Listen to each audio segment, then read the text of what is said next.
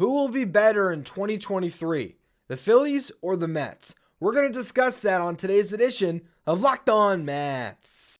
You are Locked On Mets, your daily New York Mets podcast.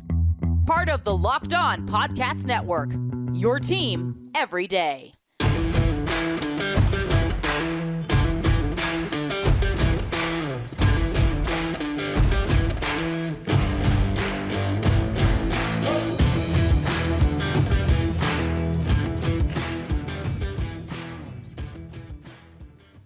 Hello to all you amazing Mets fans. You're watching Locked On Mets, part of the Locked On Podcast Network, your team every day. I'm your host, Ryan Finkelstein. If you want to find any of my work, follow me on Twitter at FinkelsteinRyan. You can also find some of my writing at justbaseball.com, where I work as the managing editor, and where I actually wrote an article about this very topic today. Now, before we get into that, this episode is brought to you by FanDuel Sportsbook, the official sportsbook of Locked On. Make every moment matter more by visiting FanDuel.com/LockedOn today to get started. Now, Mets versus Phillies. This is an exciting topic for me. I have launched a new show and also sort of article theme over at Just Baseball, and it is tied to the concept of who's better. Who's better team versus team, who's better player versus player, and it will be a show where, I can even branch out into history. At some point, we got an episode that's going to come where I'm going to debate the merits of Ichiro Suzuki and why there was a year where Jason Giambi was so much better and he didn't win the MVP. A lot of fun stuff to come. And when it relates to the upcoming season, we're going to be going division by division and comparing the contenders. So I felt it was natural to bring this concept to Locked On Mets and to discuss the two rivals that are going to be gunning for the Braves throne atop this division. The Braves have won the NL East 5 consecutive seasons, and now one of these two teams is going to try to push them off that mountaintop. And I've been a little frustrated with the narrative that has spawned from two places. One, Philly fans, and two, actually maybe three places. Philly fans, national media, and pessimistic Mets fans that believe that because the Phillies went on this run to the World Series, they are the better team than the Mets. Now, last year, they ended up with the better season. But I look at sample sizes.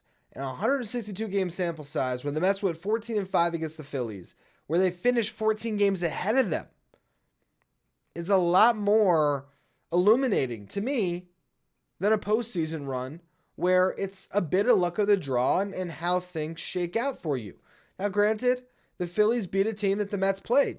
They beat the Padres, the Mets lost to them, but short series versus long series, and the Phillies have momentum on their side. The Mets didn't. So regardless of what just happened, we are turning the page to the next season. We're looking at these rosters and trying to decide who's better. So the natural place to begin is to look at the starting lineup. Who has the better starting lineup? Well, going into this offseason, the Mets had a major decision to make on Brandon Nimmo. They brought him back. That would have been a glaring hole. They re-signed him. The Phillies, they bring in Trey Turner. Massive addition to a lineup that was already great and made it to the World Series. But let's look at the lineups. Projected from FanGraphs, you got for the Mets, Brandon Nimmo, Starling Marte, Francisco Lindor, Pete Alonso, Jeff McNeil, Daniel Vogelbach, Mark Canha, Eduardo Escobar, Omar Narvaez. For the Phillies, Trey Turner, Kyle Schwarber, JT Realmuto.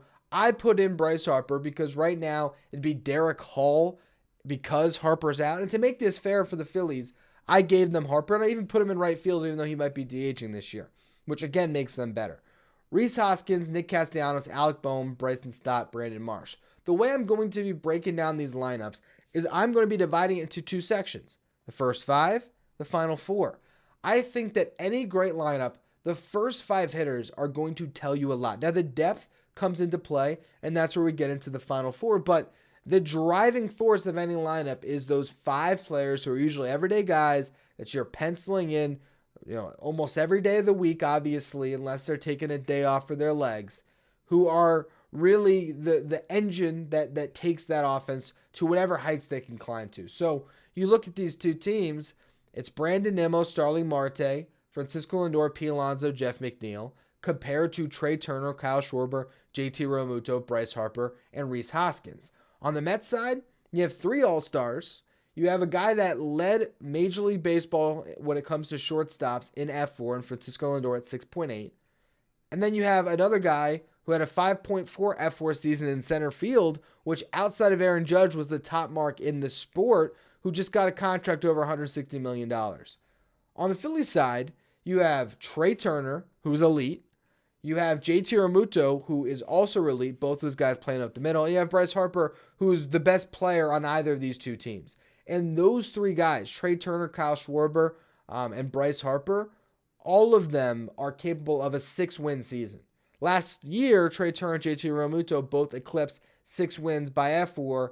A year prior, Bryce Harper did when he won his MVP. Now, on top of that, they have Kyle Schwarber, who hit 46 bombs last season and had 32 the year prior in a smaller sample size where he missed some time, I believe about 50 games. And then you have Rhys Hoskins, who hit 30 home runs and hit 6 more in the playoffs. When I compare these two, I think that the Phillies have the more, kind of potent 5, particularly with the power, that are a little more ignitable.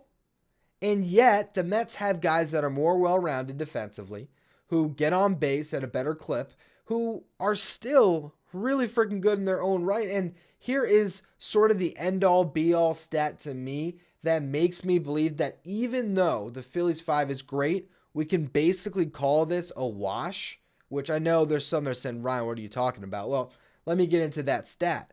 I took the F4 from Bryce Harper in his MVP season because he was hurt last year. And I added it in to Trey Turner's F4 that he had last year with the Dodgers. And then I plugged it in with the 3 guys that were available to the Phillies all year last year and compared it to the 5 Mets. So the F4 of all those guys, of Harper, of Turner, of Realmuto, of Schwarber, and Hoskins, was 24.2. The F4 for the Mets 5 was 25 last season. 5 wins apiece. Now, you say, okay, but, are you just showing a little favoritism there?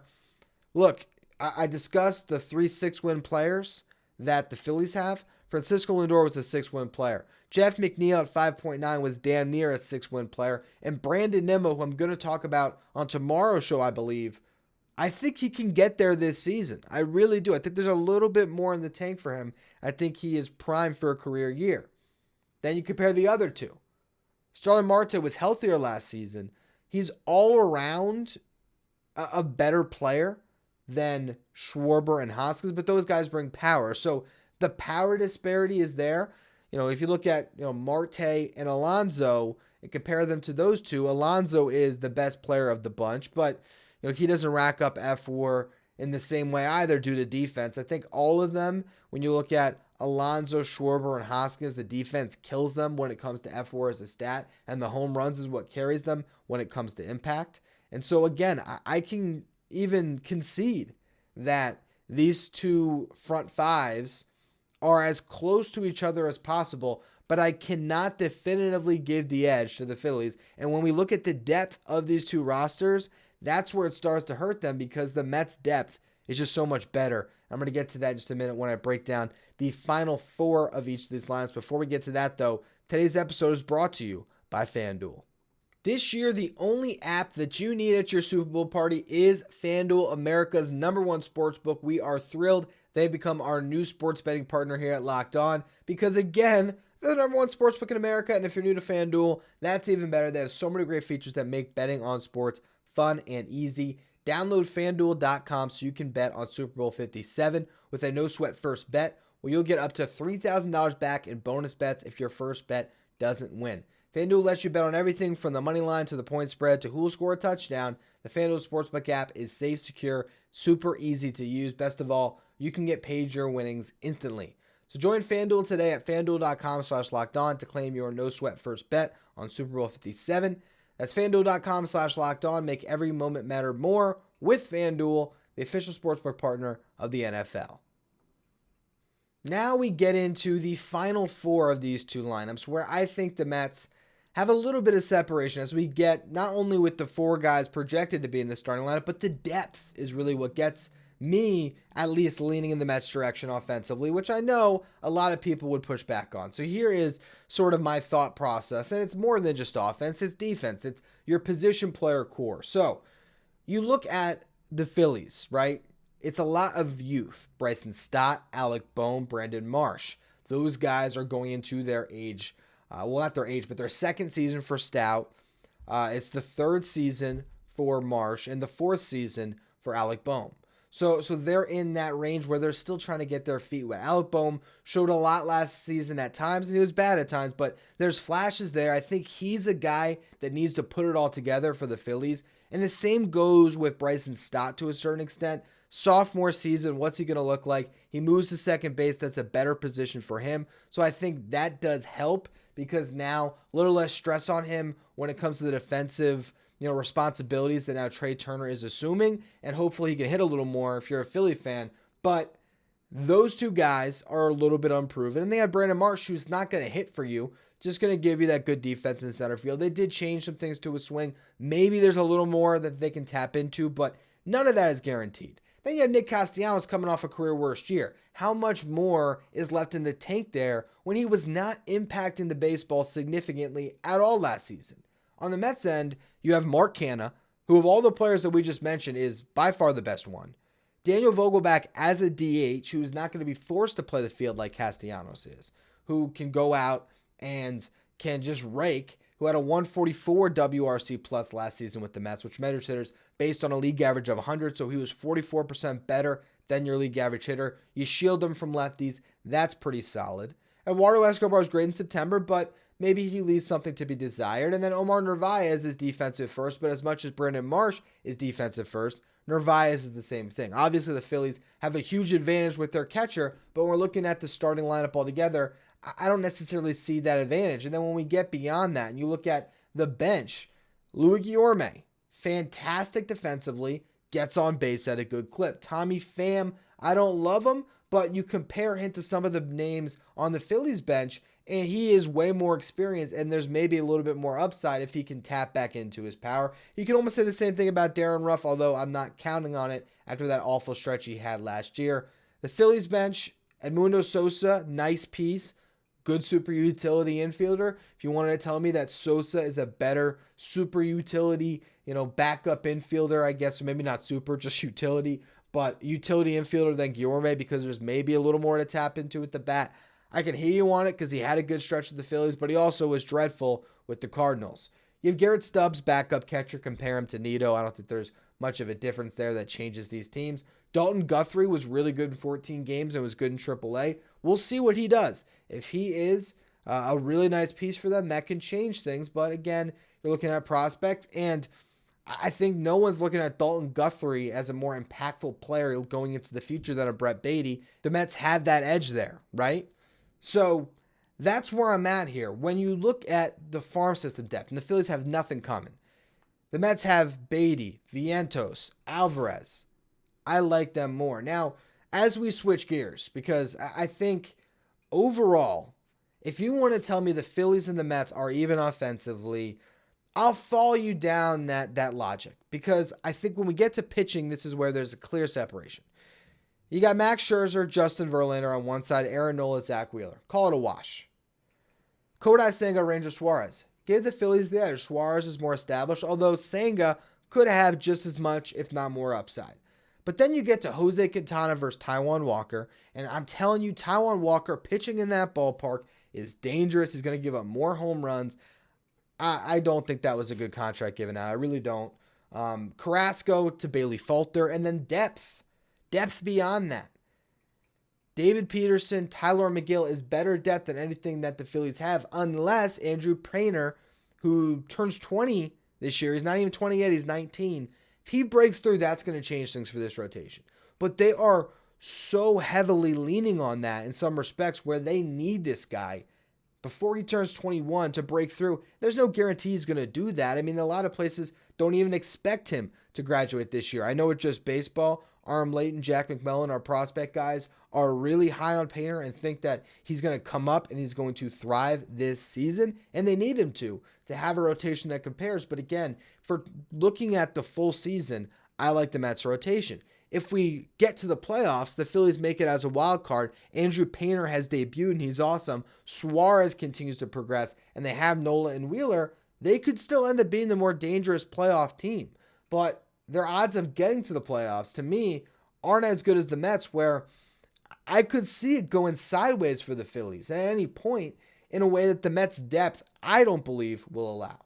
Now, beyond that, we still have the bullpens to discuss and giving you my overall verdict. But from where we're at right now, when you're looking at starting lineup, starting rotation, where is this notion coming from that the Phillies have somehow become a team that is so much better than the Mets?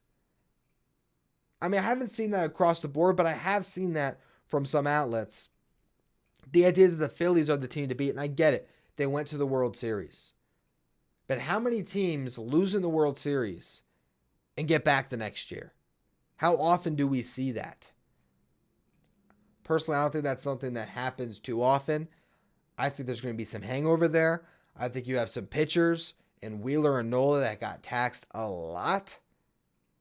And they don't have Bryce Harper. As much as the Trey Turner addition could offset a lot of it, my confidence in the Phillies to win this division is low. Do I think they can make it in the wild card? Yes. And once there, I'm not knocking. I said it all last year. I was maybe out in front of this one. Since pre-opening day last year, I said they were the best puncher's chance team in baseball, and that proved to be true.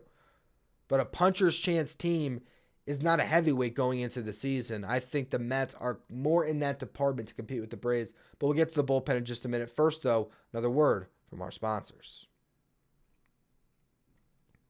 Who's got the better bullpen? Well, this offseason, they both had to build a pen.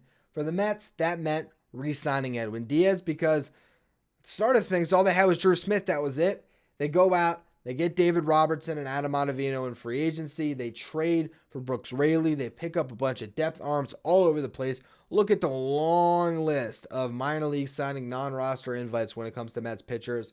They've brought a lot of people in to compete. Jeff Brigham was a minor trade acquisition I discussed yesterday that I think could pay off in a big way for the Mets. So I liked what they did. Now we go to the Phillies side of things.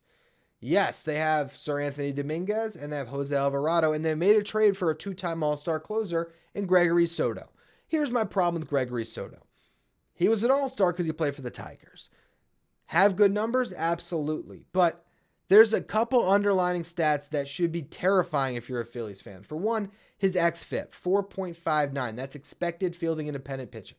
Why is his xFIP so high? That means that's what his expected. There's also expected ERA, which wasn't great either. But for this article, I pulled ERA and xFIP.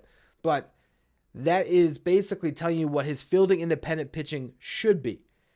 Why is it that bad? Well, I'll tell you.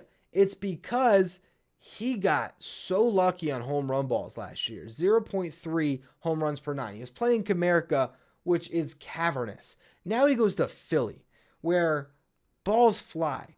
That home run to fly ball rate, which throughout his career had lived, in double digits, as a lot of pitchers, home run to fly ball rates does. That was at 3.4% last year. If that jumps up to 15% in a bandbox, and you have a guy that walks more than 5 batters per 9, what happens? Gregory Soto is coming on to pitch the 7th inning. He walks the first batter. He gives up a home run. That 1-run lead he was protecting gets flipped on its head. I did not like the Gregory Soto addition for the Phillies, especially the more I dove into the numbers today. Beyond that, you brought back, or you didn't bring back, but I guess you brought him back to the NL East, but you signed Craig Kimbrell. What's he going to be next season? At his age, I don't know what's left in the tank there, but I know the Dodgers didn't like him. Kept him off a playoff bullpen. So how much is left there? Andrew Bellotti was great. So I think that's a nice piece for them. And overall, I mean, their bullpen is better than it has been in the past. But when I look at Edwin Diaz with his 1.31 ERA, his 1.04 xFIP, Adam Ottavino 2.06 ERA, 2.79 xFIP, David Robertson 2.40 ERA. By the way, that's 3 guys that had an ERA sub 2.5 and one of them sub 1.5, where the Phillies had none from last season. You go to Brooks Raley, 2.68 ERA, another sub 3 guy. And they go to Drew Smith, 3.33 ERA, the xFIP 3.72. I just think the Mets, top 5 guys in the bullpen are better, particularly when you have Diaz atop it all. And that's a big separating factor. I think the rotation is marginally better for the Mets. I think the lineup, when you look at the entire thing with the depth, I think it's better. And I just think they are a team that's more suited for a 162-game marathon. And again, I couch all of it by saying that in October, the Phillies obviously showed they can go out and win a World Series. But they had to get there first, and I think the Mets are better positioned to get there, that the Mets are better positioned to take on the Atlanta Braves. That's going to be all, though, for today's show. Tomorrow, we're going to do a Brandon Nimmo show, and then also, I want you to check out my new show with Just Baseball, Who's Better, where I am going to, it's actually Who's Better Baseball on your podcast feeds or on YouTube, where I'm going to dive next into Phillies and Braves. Obviously not something we'd cover on this show. Going to do it over there. That podcast will probably go up at some point in the afternoon on Wednesday. I'm going to have another show on Friday where we might be doing Mets Braves or something else along those lines. Anyway, that's going to be all for today's edition of Locked On Mets. As always, thank you for listening. Make sure you follow, rate, and review wherever you get your podcasts. Make sure you follow me on Twitter, at Finkelstein Ryan. Follow the show, at Locked On Mets. Thank you for making Locked On Mets your first listen every day. Now for your second listen, check out Locked On MLB Prospects, hosted by Lindsey Crosby. Locked On MLB Prospects is where you want to go to learn about the stars of tomorrow. You can follow Locked On MLB Prospects on the Odyssey app, YouTube, or wherever you get podcasts.